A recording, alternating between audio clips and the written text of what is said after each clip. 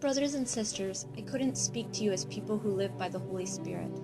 I had to speak to you as people who are still following the ways of the world. You aren't growing as Christ wants you to.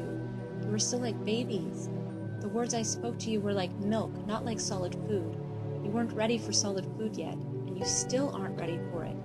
You are still following the ways of the world. Some of you are jealous. Some of you argue. So aren't you following the ways of the world?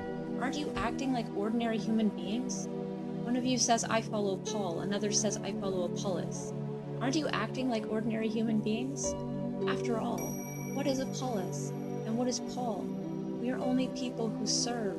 We helped you to believe. The Lord has given each of us our own work to do. I planted the seed. Apollos watered it.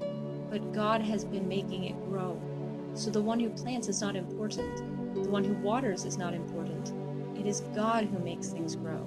He is the important one. The one who plants and the one who waters have the same purpose.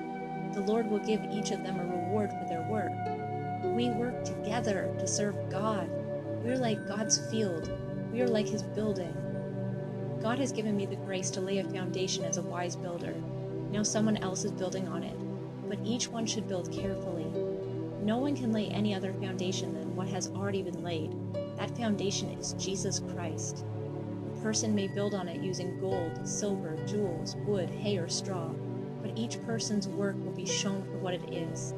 On Judgment Day, it will be brought to light. It will be put through fire.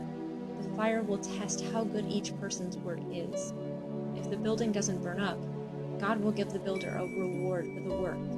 If the building burns up, the builder will lose everything. The builder will be saved, but only like one escaping through the flames. Don't you know that you yourselves are God's temple?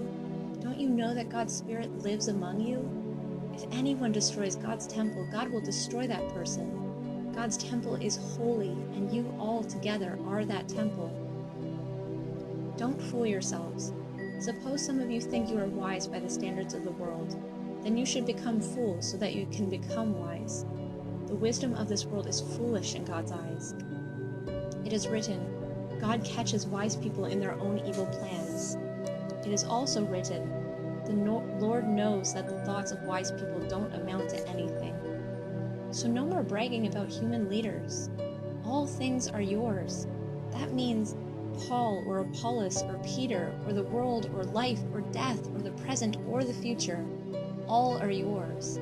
You are joined to Christ and belong to Him, and Christ is joined to God.